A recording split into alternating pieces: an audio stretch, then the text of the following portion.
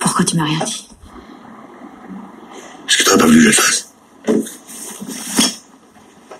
On va faire quoi maintenant? On va partir. Loin.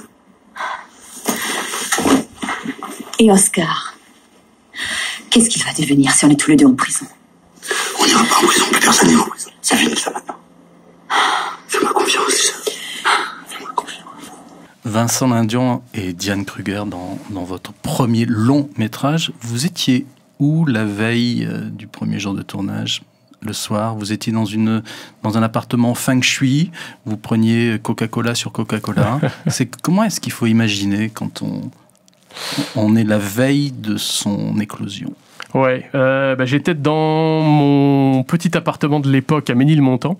Voilà, et effectivement, j'étais partagé entre trac et joie de enfin réussir à faire un long métrage. Et j'ai surtout souvenir, pas de la veille, mais le matin, on tourne à Creil, et donc on part de Paris, donc il y a un peu de temps comme ça de déplacement en voiture. Je suis avec le premier assistant, et là j'ai plus le trac, c'est-à-dire je suis comme dans un film où voilà, c'est la fin du film mais le début d'autre chose. Et j'ai vraiment l'impression sur ce chemin là, quand je pars tourner, que voilà, je vais attaquer une nouvelle partie de ma vie.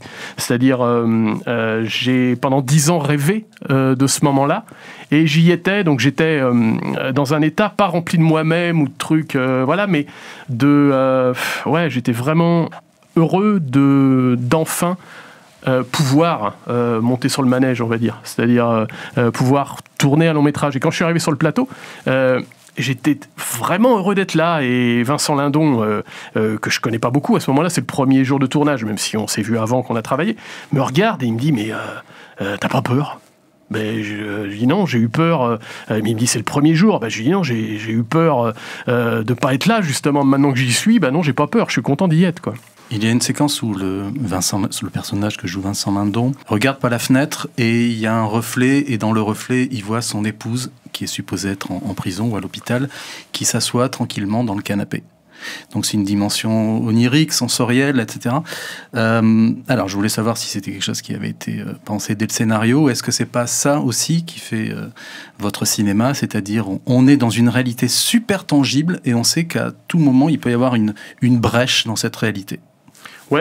Et c'est assez drôle d'ailleurs que vous parliez de cette séquence, c'est-à-dire que c'est mon premier film, et quand je tourne cette séquence qui était prévue au scénario, c'est-à-dire que j'avais prévu dès l'écriture, personne ne comprend ce que je vais faire, que ça soit les comédiens, que ça soit le chef opérateur, et voilà, et c'est mon premier film, donc sans doute que je suis pas capable d'expliquer, mais je sais que cette séquence va marcher. Et voilà, et au final, effectivement, il y a quelque chose qui m'intéresse beaucoup, c'est-à-dire, vous savez, prendre le contre-pied, j'en parlais tout à l'heure, de ce que le spectateur attend, et là, d'un seul coup, imager de manière presque même concrète toutes les pensées qu'il a pour sa femme, c'était vraiment intéressant, et en rendant la chose ludique, c'est-à-dire qu'on se dit mince, elle est là, et en fin de compte il se retourne et ce canapé est vide, quoi. Et ça, j'adore ça comme spectateur, ces petites fausses pistes où on joue avec moi justement en tant que spectateur. Et est-ce que faire du cinéma, ça peut parfois faire perdre prise à la vraie vie? Oui, sans doute. Moi, j'essaye quand même de rester, lucide, parce que ce n'est que du cinéma. C'est-à-dire qu'on a tendance souvent à l'oublier. Et quand on travaille sur des films, c'est tellement chronophage qu'on oublie souvent le sens des réalités. C'est-à-dire, on a même l'impression des fois que c'est la chose la plus importante au monde. Mais pour la majorité des gens, un film, c'est important. Ça peut changer des vies et tout ça, mais pour beaucoup, ça n'a d'intérêt que le temps de sa durée, quand même. C'est-à-dire que les gens ont un travail, une famille, et c'est pas la chose la plus importante. Mais quand on travaille dans le cinéma, on a l'impression qu'il y a des affiches partout et que c'est le truc numéro 1. Donc c'est bien de se rappeler que c'est pas le cas du tout. Et pas perdre, c'est ça, le sens des réalités, même si quand vous tournez un film, vous devenez un peu barjot quand même. Mai Wen avait rendu public le fait qu'après le tournage de Police, elle avait demandé à être hospitalisée. En maison de repos, en tout cas, pour tout couper. C'était dans le magazine du Monde, en disant que ce qu'elle venait de filmer était trop fort, trop lourd. Est-ce que vous, quelle est votre manière? Vous en avez un peu parlé, mais est-ce quelle est votre manière, non pas de décompresser, mais de faire des variations entre deux films, entre vous et votre vie de famille? Ouais, après j'ai beaucoup enchaîné. Moi j'ai assez peur du vide, donc j'enchaîne beaucoup, c'est-à-dire que je ne me mets pas dans une situation où je ne sais pas ce que je vais faire, on va dire. Après, je comprends par rapport à Maïwenn, c'est-à-dire que ces films ont une telle... Enfin, pour moi, c'est une immense actrice et une immense artiste. C'est-à-dire que je trouve qu'elle a une filmographie parfaite et c'est quelqu'un qui m'impressionne vraiment beaucoup, et parce que ces films ont un impact émotionnel, et je comprends que c'est stressant de faire un film. C'est-à-dire que vous êtes comme si vous étiez en train de conduire un TGV sur du verglas. Alors, je sais pas si ça existe, mais vous voyez l'image. Si ça part dans les décors, ça peut faire mal. Et vous êtes la seule personne à conduire le truc, quoi. Donc c'est une telle pression, et en plus quand vous abordez des sujets aussi difficiles, je comprends qu'elle ait eu besoin de se reposer après. Moi je dirais que je me repose dans le travail. Alors chacun sa méthode. C'est-à-dire qu'assez vite je réfléchis à d'autres choses, et ça rejoint votre première question tout à l'heure, c'est-à-dire vu que du film que je fais va naître l'envie du film d'après, j'arrive à faire comme ça une soudure, on va dire, où j'ai pas de brèche dans lequel tomber. À quand remonte, Fred Cavaillé, votre dernière lecture de Don Quichotte? J'ai honte, mais je crois que je n'ai jamais lu Don Quichotte. J'ai honte. Tendez l'oreille. Qu'est-ce que vous pouvez me dire sur Don Quichotte? Allez, je vous écoute. Une personne qui croit en la vertu, c'est plus important que la vertu en tant que telle? Oui, en effet, il y a de ça. Mais qu'est-ce que ça nous dit? Est-il possible, par exemple, que la pensée rationnelle détruise votre âme? Est-ce que ça parle du triomphe de l'irrationalité et de son pouvoir? Vous savez, on passe beaucoup de temps à organiser le monde. On construit des horloges, des calendriers, on essaie de prévoir le temps qu'il fera. Mais en réalité, quelle part de notre vie contrôlons-nous? Votre film Pour elle a fait l'objet d'un remake avec Russell Crowe, et ça c'est tiré du remake. Ah, c'est fou, je pensais que c'était un dessin animé. C'est marrant, quand j'ai entendu les voix, je me suis dit, ça vient d'un dessin animé. C'est tiré du remake de Pour elle. Jamais j'aurais pu m'en douter. Mais je trouve ça assez formidable, parce que, vous savez, ça rejoint ce qu'on disait tout à l'heure par rapport à l'adaptation d'Hoffman. C'est-à-dire que une adaptation ou un remake, c'est donc la même chose, a d'intérêt que si on va trouver sa propre vérité. Et là, Paul Haggis, qui venait d'avoir 3 Oscars, m'a fait l'honneur de remaker mon film. Et ce qui est intéressant, c'est qu'à discuter avec lui avant qu'il fasse le film, il avait un autre point de vue que le mien. Et ça, c'est formidable, je trouve. De la même idée de départ, on va aller explorer d'autres problématiques. Alors, pour préparer cette émission, j'ai vu justement le remake de Pour elle, et je me suis dit, évidemment, tout est beaucoup plus souligné que dans votre film, qui est plus âpre, plus droit au but. Et je me suis dit, d'ailleurs, dans Pour elle, on ne voit aucun moment où Vincent Lindon exerce son métier. Et j'ai revu Pour elle une 3e fois, j'ai vu qu'il y a un plan où il est magistralement monté, où il est derrière à son bureau avec des élèves de dos, etc. C'est comme si dans Pour elle, l'abstraction, vous aviez voulu gommer tous les petits côtés quotidiens de la vie. On le voit, il est prof, mais on n'insiste pas là-dessus. Oui, c'est marrant, mais c'est souvent, vous savez, c'est les films qui décident comment on doit les raconter. C'est-à-dire que j'ai la même chose avec Hoffman que Pour elle. C'est-à-dire que je me suis très vite rendu compte que quand on sortait de notre problématique et quand on quittait les personnages dans la problématique qui intéresse le film, justement, ça nous intéressait plus en tant que spectateur, et là venaient les longueurs. Et moi, c'est mon obsession. Au cinéma, j'ai peur du gras. J'ai peur des moments où on s'ennuie un petit peu. J'aime bien qu'on soit happé. Et comme en apnée, et qu'on sorte pas de la tête sous l'eau, on va dire. Et donc c'est des choses où je fais attention à l'écriture, et encore après au tournage, et encore après au montage. C'est-à-dire que j'essaie d'être à l'os à chaque fois, quoi. Tout le monde vous appelle Fred ou on vous appelle Frédéric? Tout le monde m'appelle Fred. Dans ma famille, ma mère m'appelait Frédéric seulement, les moments où il me le disputait, je crois. Donc c'est vrai que je me suis posé la question l'autre fois, c'est-à-dire que mon premier film, j'ai signé Fred Cavaillé, alors que mon vrai nom est Frédéric Cavaillé. Et donc j'allais pas changer de nom sur le deuxième. C'est bizarre, surtout que dans l'histoire du cinéma, souvent quand les metteurs en scène changent de nom, c'est pour des films pour lesquels ils n'ont pas beaucoup d'affection. Donc vu que j'aime alors c'est peut-être de l'ego surdimensionné, mais vu que j'aime tous mes films, j'ai continué à m'appeler Fred Cavaillé. Oui, c'est l'anecdote de Francis Ford Coppola, Ouais. qui enlevait le mot Ford quand il n'était pas content de ses films. Oui, il exactement, s'appelait Francis exactement. Coppola. Non, je vous dis ça parce que dans le jeu que vous avez fait il y a Ouais. 3-4 ans, qui a eu un gros succès, il y a un personnage qui dit « Quand tu m'appelles Benoît, c'est que quelque chose va mal. » Oui, c'est inspiré de ça. Ouais. Ouais, On c'est écoute inspiré un de extrait. Benoît, j'ai un petit souci. Faut que tu m'aides. Quand tu m'appelles Benoît, c'est pas bon signe. Non, t'inquiète pas, c'est pas très grave. Enfin si, un peu. Voilà, j'ai une amie qui m'envoie tous les soirs une photo d'elle. Ah, d'accord. Non. Genre, Non. C'est pas ce que tu crois, c'est une private joke entre nous. C'est pour rire. pour rire. Voilà. Si tu m'en parles, c'est que ça va pas faire rire ta femme. Justement. C'est là où t'interviens. Je vois pas comment. On a le même iPhone. On l'échange. Je fais le temps de recevoir la photo. Et c'est moi qui passe pour un con. Merci. Tu t'en fous, t'es tout seul. Non, je suis plus tout seul.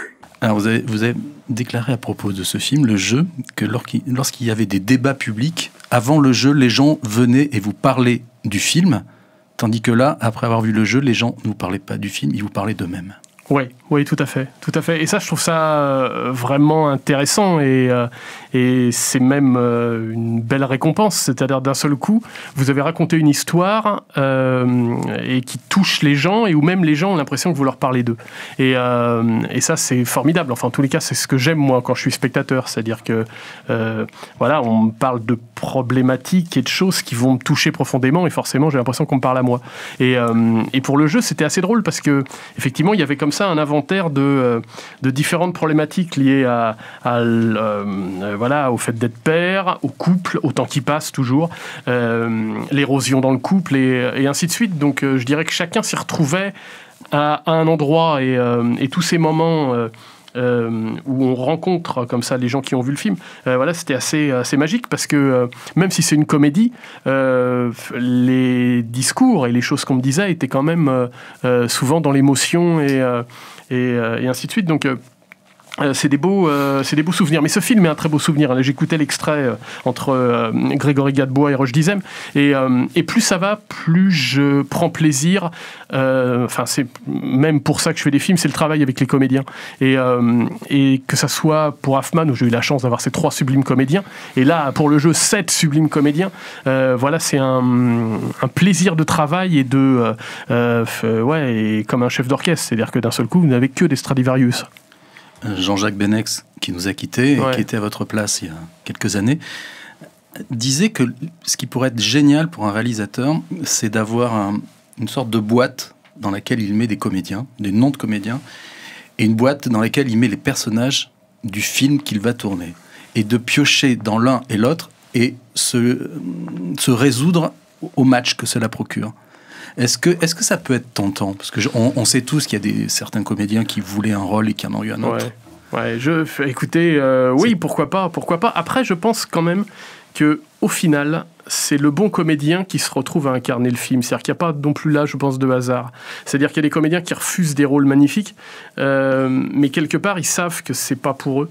Et même si vous avez rêvé... Enfin, moi, j'essaye au maximum, quand j'écris, de ne pas trop penser à qui pourrait l'incarner, parce que quand vous lui proposez, s'il dit non, forcément, vous êtes embêté. Enfin, je dis ça, mais en même temps, je suis comme tout le monde. Quand je dis un truc, une bonne résolution, je le fais pas forcément, même souvent pas. Et là, j'ai écrit tout de suite en pensant à Gilles Lelouch. Donc j'ai eu la chance qu'ils me disent oui, mais sinon j'aurais été bien embêté. Après, voilà, comment dirais-je, pour contredire, parce que c'est intéressant toujours de contredire ce qu'on vient d'affirmer, et pour contredire ce que je viens d'affirmer, quand je vois Hoffman et les 3, Sarah Giraudot, Daniel Auteuil et Gilles Lelouch, je me dis que personne d'autre pouvait incarner, mais je me dis ça parce que c'est eux. Et voilà, et il y aurait sans doute eu une autre vérité avec d'autres comédiens. Le jeu n'est pas filmé comme une comédie pure. Non. La caméra est souvent très stable, et le baroque, l'échevelé vient de la bouche des personnages. Il y a des décadrages parfois surprenants. Je me souviens de plans sur Bérénice Bejo où elle parle, elle ne bouge pas, mais la caméra le prend à 2 endroits. Comme si la caméra devait se faire presque un décodeur des pensées des gens. Vous ne faites pas d'arabesque dans ce film?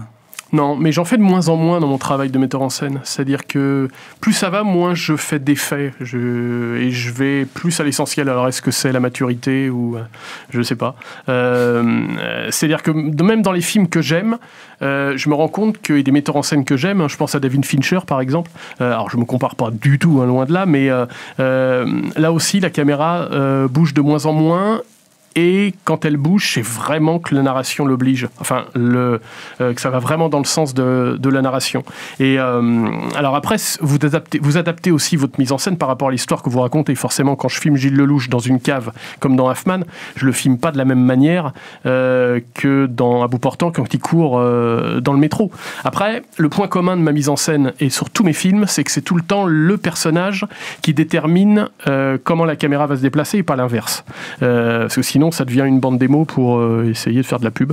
Et voilà. Et donc, il faut tout le temps je me pose en tous les cas pour chaque plan la question, est-ce que ce mouvement est justifié et comment ma caméra raconte le mieux l'histoire? Et si c'est un plan fixe, eh ben, je me gêne pas d'utiliser un plan fixe. Et le point commun entre Adieu Monsieur Hoffman et le jeu, c'est la libération à la fin. Ouais. Grégory Gadebois qui est sur le pont en train de faire ses exercices sportifs à la demande, c'est une sorte, voilà, on est libéré, on sort du tunnel. Oui, tout à fait, mais malheureusement pour une fin, voilà, pas ouverte, hein, c'est pas ça, mais de quoi va être fait demain. Et ça, c'est un truc aussi qui me passionne, et ça, c'est un point commun de tous mes films, c'est-à-dire qu'est-ce qu'ils deviennent pendant le générique de fin. Et qu'est-ce qu'ils deviennent après, ça faudrait poser la question aux personnages. Surtout, engagez-vous ici à ne jamais faire de suite à vos films. Non, écoutez, non, mais c'est en tous les cas pour les films que j'ai faits, c'est très compliqué d'aller faire une suite à Monsieur Hoffman ou le jeu ou même pour elle. Non, faut laisser la suite, c'est le spectateur qui se la fait. C'est-à-dire quand on repense au film et quand on repense aux personnages, ben, on essaye d'imaginer là où ils sont et ça, je trouve ça assez magnifique. Alors, je vous ai demandé il y a quelques jours de me citer les 3 films que vous préfériez, que vous aviez marqué votre vie, et le premier, c'est Le Samouraï. Tu m'avais entendu ? Oui, je crois. Enfin, une impression. C'est peut-être tout simplement parce que j'avais envie que tu viennes. Tu as des ennuis ? Non. À cause de moi ? Non. Je n'ai jamais eu d'ennui à cause de toi. Ils t'ont embêté ? Non. Mais toi, tu as besoin de moi? Non. Si. Qu'est-ce que je dois faire? Qu'est-ce que je dois faire, chef? Le Samouraï de Jean-Pierre Melville, Alain et Nathalie Delon. Qu'est-ce qui vous touche dans ce film, Fred Cavaillé? Est-ce que ça ne serait pas aussi les rapports hommes-femmes qui sortent des sentiers battus? La femme, chez Melville, n'est jamais le repos du guerrier. Elle est un être magnétique, mais profond. Oui, ça sans doute. Et puis je dirais, quand je découvre le film, je dois pas être très très vieux. Et ce qui doit me marquer, c'est que cette histoire est racontée sans beaucoup de dialogue. Et donc, voilà, je disais tout à l'heure, j'ai rien inventé. Hein.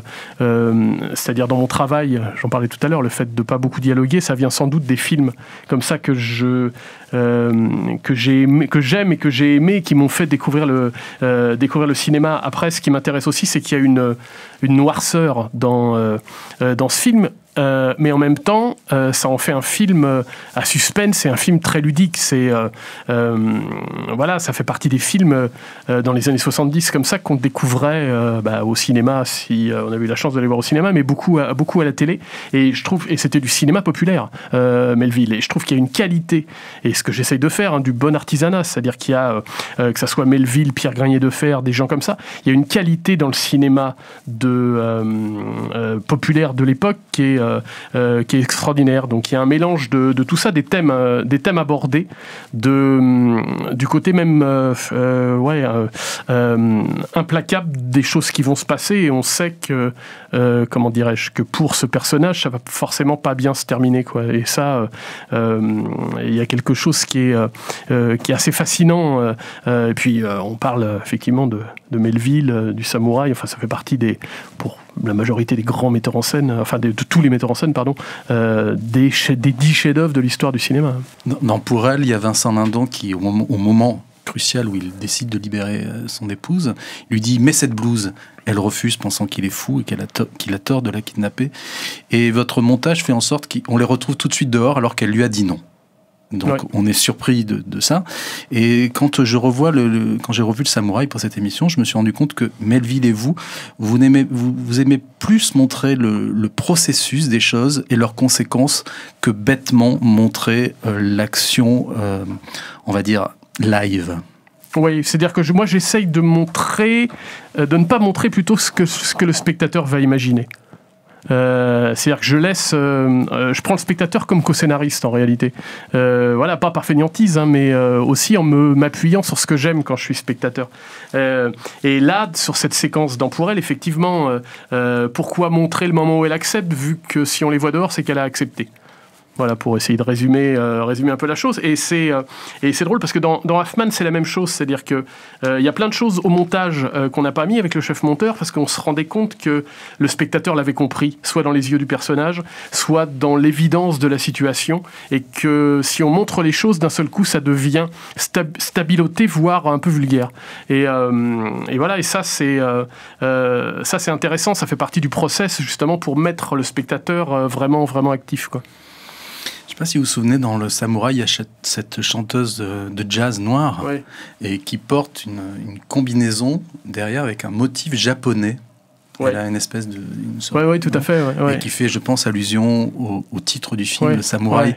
Et elle l'est coiffée comme Alain Delon. On a l'impression que c'est un Alain Delon femme, parce qu'il y a tellement de choses qui sont non dites dans Le Samouraï, qu'on a l'impression qu'Alain Delon il baisse jamais dans le film, par exemple. C'est presque une incarnation, quoi. Oui, bien sûr, mais c'est un chef-d'œuvre. Hein. Et ce qui m'a impressionné dans ce film, la dernière fois que je l'ai vu, c'est le premier mot prononcé par Alain Delon vient assez tard dans le film. Et il va donc voir le personnage qui est joué par sa femme de l'époque, Nathalie Delon, et il frappe à la porte, et elle demande qui c'est. Et il répond c'est Jeff, mais avec une intonation qui est presque féminine et une voix qui est l'inverse d'une voix de tueur à gages. Et rien que ça, ça met une espèce d'ambivalence au personnage qui est extraordinaire. Et d'où, justement, on en parlait tout à l'heure, et vous me posiez la question sur l'importance du son et de comment que le cinéma, c'était 50% de son et 50% d'image. D'ailleurs, quand il dit Jeff, quand j'ai revu le film, j'ai cru qu'il disait chef. Ouais, mais avec une voix très comme ça, et qui n'est pas la voix habituelle d'Alain Delon. Hein. Je pense qu'il est... faudrait demander à Alain Delon qu'il est dirigé comme ça par Jean-Pierre Melville. Hein. Deuxième film que vous avez choisi, Il était une fois dans l'Ouest, mais pas la Bretagne, les États-Unis. Eh bien, voyons, qu'est-ce qu'il y a pour votre service, madame? Est-ce que je peux avoir un peu d'eau, si ça ne vous dérange pas? De l'eau? Chez nous, ce mot est synonyme d'arsenic, et ça depuis l'année de la grande inondation. Mais alors, vous ne vous lavez jamais? Mais si, voyons. Eh bien, je voudrais que vous m'en donniez aussi la possibilité. C'est très facile. Tenez, justement, il y a dans la cour une baignoire pleine. Et vous avez de la chance. 3 types seulement l'ont utilisée ce matin. Ils l'ont utilisée ensemble ou chacun à son tour? J'ai tout de suite senti que vous aimiez mener la grande vie. Je parie que vous venez d'une de ces belles villes de la côte atlantique.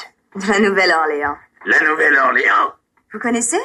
Non, mais j'ai un cousin qui tient un bar là-bas. Et vous savez... Qualité des images et qualité des dialogues, c'est ça qui vous touche? Oui, et c'est marrant encore. Oui, forcément, là aussi on est sur un immense chef-d'œuvre, mais ce qui est drôle, c'est qu'il y a un vrai point commun dans mon ressenti quand je découvre ce film par rapport au Samouraï. C'est ces premières 10 minutes où il n'y a pas un dialogue, et ils sont en train d'attendre l'arrivée d'un train. Et cette scène, quand je la vois, Je dois avoir 10-11 ans. Je le vois en salle pour la première fois. J'y vais avec mes copains de l'endroit où j'habite. Et eux, ils manquent de se tirer parce qu'ils trouvent ça très très long et voilà, ça leur plaît pas du tout. Et on reste jusqu'à la fin. Et moi, j'y retourne le lendemain en cachette. C'est-à-dire, je leur dis pas et j'y retourne tout seul. Et je suis impressionné par cette première séquence où je m'ennuie pas et j'ai l'impression que ça dure 1h30. Et qu'il y a pas, et on se parle pas. Il y en a un qui est là, qui met une mouche dans le canon de son pistolet, l'autre qui fait tomber de l'eau sur son chapeau, et ça joue comme ça sur les sons, le buzz de la mouche et le clouc de l'eau, et l'autre qui fait craquer ses doigts, crac, crac. Il y a une espèce comme ça de symphonie, rien qu'avec des bruits comme ça, sans musique, que je trouve extraordinaire. Et il y a l'arrivée donc de Charles Bronson et ce duel, voilà, cette première fusillade. Ouais, c'est un chef-d'œuvre, et à réécouter comme ça, effectivement, je vois ce qui m'inspire et ce que j'essaye à mon humble niveau de retranscrire pour le spectateur. Mais vous avez fait un western. Tout à fait. Shut-up. Tout à fait. Quand est-ce qu'on pourra le voir ? Quand est-ce qu'on pourra le voir ? Alors c'est vrai qu'à cette époque-là, malheureusement, les courts-métrages, bon, ce qui était formidable, c'est qu'on tournait en pellicule, mais il n'y a pas beaucoup de traces vidéo, donc on ne la trouve pas sur les réseaux. Voilà, c'est des choses difficiles à trouver. Par contre, c'était un vrai hommage à Il était une fois dans l'Ouest, ce film.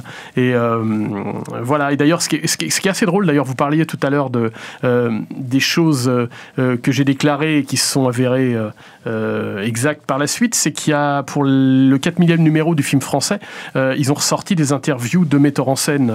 Voilà, il y a Astier, et ils m'ont fait l'honneur de me citer. Et il y a une interview que j'avais faite pour justement les courts-métrages, où je dis, effectivement, j'ai fait des courts-métrages très différents en termes de genre, mais j'ai plein d'histoires à raconter et tous les genres m'intéressent.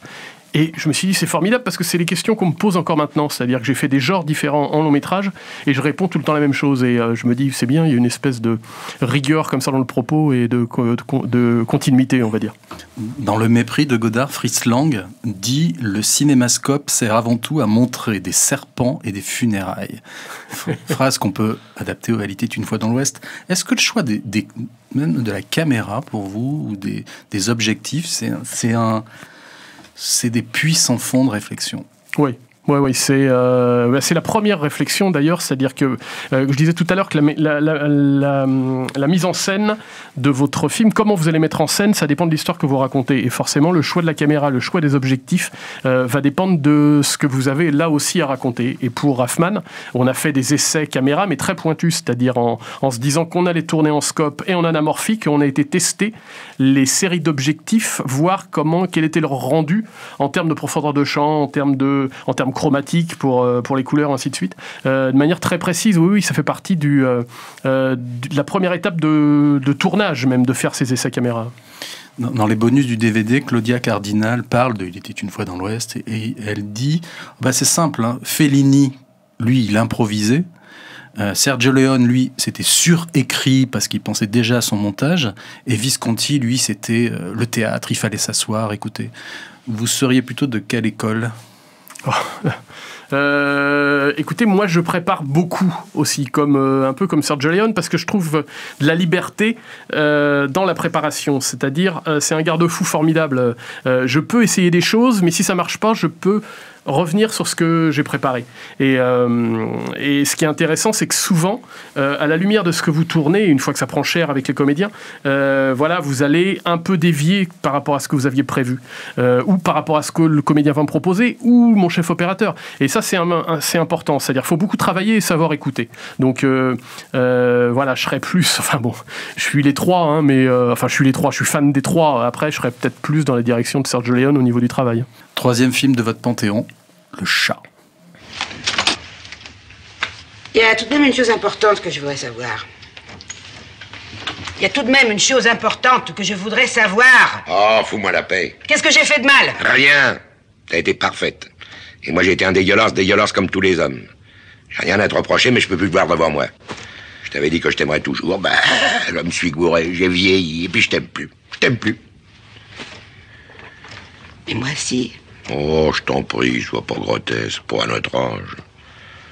Maintenant, le temps nous a séparés, et dis-toi bien qu'il nous séparera pour de bon un jour ou l'autre. Je préfère tout de suite. Eh ben, t'as qu'à te suicider. Non, mais tiens, il y a autre chose. Ça fera un chouette fait divers. L'acrobate tue son mari parce qu'il a trompé avec le chat. Allez, hop. Tiens. Eh ben, tire donc, qu'est-ce que t'attends? Simone Signoret, Jean Gabin, dans le film de Pierre Granier de Fer, Le Chat. Ouais, c'est mon film préféré. De tout, du panthéon, de tout, c'est le numéro 1.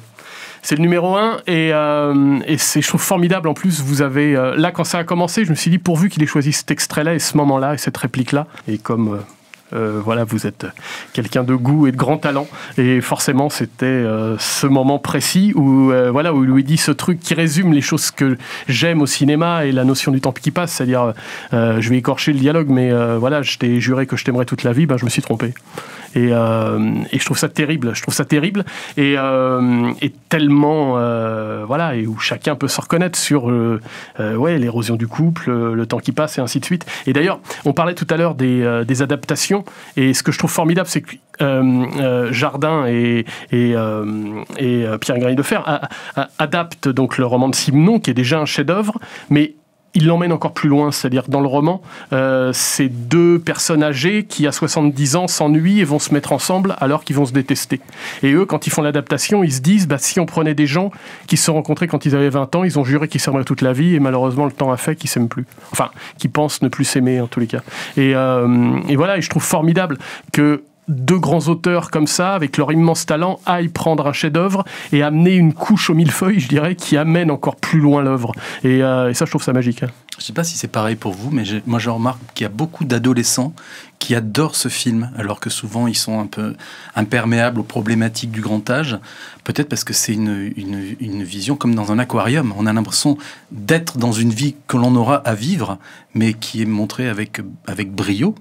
Ouais, non, mais il y a tout dans ce film. C'est-à-dire que, voilà, les grands chefs-d'œuvre, c'est ça, il y a tout. Il y a l'intelligence du texte, et puis l'incarnation et l'interprétation. C'est-à-dire que d'un seul coup, on a Simone Signoret, qui est sans doute une des meilleures comédiennes du monde, de l'histoire du cinéma. Enfin, quelqu'un pour qui j'ai une admiration sans borne, quoi. Et Jean Gabin, forcément, la même chose. Et là, c'est...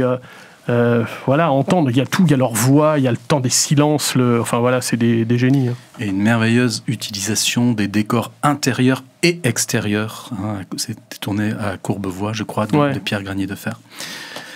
Ouais, c'est un film qui a été... Enfin, pour moi, qui est le film que je préfère. Et d'ailleurs, quand on prend mes films, c'est tellement inspiré de tout ça, en réalité. L'envie de... voilà, de films de comédiens et de personnages comme ça dans des situations de huis clos. D'ailleurs, je compare pas, hein, mais Le Chat est aussi quelque part un peu un film à suspense, même beaucoup. C'est-à-dire jusqu'où on va aller. Et là, on part que je disais tout à l'heure, dans des thrillers, normalement, c'est un pistolet qui déclenche les problématiques ou une bombe, et là, c'est un chat. Fred Cavaillé, est-ce que vous êtes prêt pour le questionnaire rituel de la fin d'émission? Je le suis. Où étiez-vous lors du passage à l'an 2000, le 31 décembre 1999 à 23h59? Alors, j'étais à Rennes, sur un endroit qui s'appelle Le Mail. Voilà, c'est un endroit... et c'est assez rigolo parce que je m'étais posé la question depuis 20 ans où je serais ce soir-là. Et je me voyais en Australie, ou plutôt de l'autre côté de la planète, face à des aurores boréales. Et j'étais donc dans cet endroit très urbain, dans un couloir de bus. Quel est le livre que vous avez le plus offert? Alors, le livre que j'ai le plus offert, c'est Dalva, de Jim Harrison. Voilà. D'ailleurs, on en avait déjà parlé, avec sa suite qui s'appelle, où le titre est magnifique, le titre français, La route du retour. Et voilà, et c'est un livre où il y a tout aussi, un peu comme Le Chat. Si vous pouviez ressusciter une personnalité historique pour une soirée en tête-à-tête, ce serait qui? Alors là, j'ai pas trouvé qui, parce qu'il y en a tellement et je ne sais pas. Et en même temps, si j'avais la faculté de ressusciter quelqu'un, ça serait pas un personnage historique, ça serait un de mes proches, donc je dirais mon père, qui pour moi était la première personne comparable à un personnage historique, c'est mon premier héros. Donc voilà, j'aurais pas gâché cette cartouche si vous me donnez l'autorisation et la possibilité de ressusciter quelqu'un. Dans Adieu Monsieur Hoffmann, il y a un Allemand qui dit à Blanche, est-ce que vous croyez en Dieu? Elle répond non, mais je crois au paradis. Quel est votre rapport, vous? À la religion, à l'au-delà. Comment dirais-je, comme dirait Hoffman lui répond, enfin il lui demande, et vous croyez en Dieu? Non, mais dans le doute j'ai quand même la Torah. C'est-à-dire que voilà, je suis athée parce que je viens d'un milieu comme ça. En même temps j'ai un cerveau, j'aurais pu aller dans une autre direction. Je sais pas, je respecte toutes les croyances. Voilà, je crois en des choses, en l'être humain, enfin c'est important de croire. Et voilà, mais je suis quand même dans la catégorie des gens qui ne se réfèrent pas à une religion précise, c'est-à-dire et même plus que ça, athée. Ouais. Est-ce que vous êtes déjà retrouvé dans un musée, puis comme ça, en bagnaudant, vous tombez face à une peinture, ou une photo, ou une sculpture, et vous vous dites, mais c'est moi que je suis en train de voir? Alors, j'étais très content de cette question parce que je vais vous répondre non, ça ne m'est jamais arrivé. Et j'en suis assez content parce que souvent, vous savez, les gens on parle de l'ego des metteurs en scène et je me dis qu'il faut quand même en avoir. Vous êtes au Louvre face à un Rembrandt et vous vous dites donc, le chevalier là-bas, on dirait un petit peu moi. Et donc, ça m'est jamais arrivé de me reconnaître dans des œuvres comme ça. Donc, non, je réponds non et ça m'arrange un peu d'ailleurs. Imaginons que vous soyez en conflit avec quelqu'un. Quel est le DVD que vous envoyez par la poste pour dire ça suffit, on se raccommode? Alors c'est une question très très compliquée. Je dirais que j'enverrai alors un film qui est pas très connu. Le titre français c'est Jusqu'au bout du rêve. Ça s'appelle Field of Dreams, je crois. Le champ des rêves, donc en anglais si j'écorche pas. Et voilà, qui est un film avec Kevin Costner, assez peu connu mais que j'adore, qui est aussi là sur le temps qui passe et les choses qu'on ne peut pas rattraper. Et que souvent, malheureusement dans la vie, on a le droit à une seule chance. Donc si on l'a raté, faut s'arranger avec ça. Et voilà, ça parle pas de l'amitié perdue, mais en tous les cas, il y a sur le fond comme ça un truc qui dit qu'il faut faire attention et les rapports entre les gens c'est fragile et il faut faire attention aux autres. Est-ce que vous avez déjà pensé à la musique pour vos funérailles? Écoutez, non, j'y ai pas pensé. Voilà. Après, je me suis dit quel est mon air de musique préféré forcément. Et il y a un thème, enfin une chanson que j'adore, qui est Smile, composée par Charlie Chaplin. Et je dirais la mélodie même plus que les dialogues. Et en même temps, ce que ça raconte est formidablement positif. Alors après, en même temps, passer Smile à votre enterrement, ça fait un peu mièvre. Et s'il y a des critiques cinéma mon enterrement, chose qui m'étonnerait, ils vont dire voilà, ça lui ressemble bien. Quelle est la dernière fois que vous êtes revenu sur le lieu où vous êtes né? Une maternité, un hôpital, une clinique? Alors, je crois que la maternité où je suis né, qui s'appelait d'ailleurs la clinique des fleurs, n'existe plus. J'aime assez le mot, la clinique des fleurs. Après, je retourne souvent sur des lieux de mon enfance. Déjà, Rennes, là où j'ai passé toute mon enfance. Et il y a un truc assez magique, c'est que chaque endroit, même tous les 10 mètres, j'ai un souvenir. Et ça, j'adore être là-bas et penser à ça. C'est-à-dire que je laisse promener mon regard et je me rappelle d'une chose à chaque mètre même de cet endroit. Après, il y a là où habitait ma grand-mère, à Vanves, où j'ai des souvenirs comme ça, un petit immeuble à la Tardy, et dans mon imaginaire, mes décors ressemblent souvent à ça. Donc voilà. Est-ce qu'avant de prendre une décision importante dans votre vie personnelle ou professionnelle, vous avez un toc, un gris-gris ou un rituel?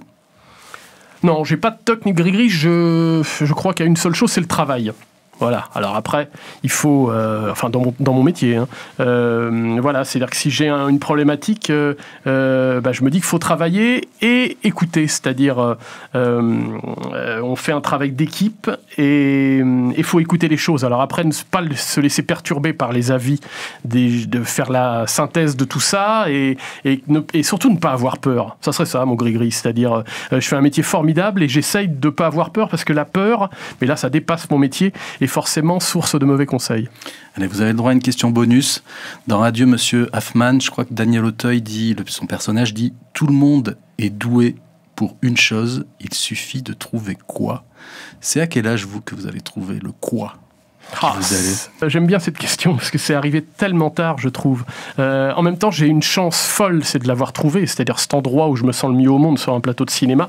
Après, j'ai fait mon premier film, j'avais 40 ans, donc si du côté moins positif, je me dis malheureusement, j'aurais aimé faire des films avant, mais faut positiver et j'ai tellement de chance d'avoir trouvé cet endroit où je suis bien, donc voilà, peu importe l'âge. Merci beaucoup, Fred Cavaillé, merci à vous d'être venu. Adieu, Monsieur Hoffman, est en salle. Allez-y et à bientôt.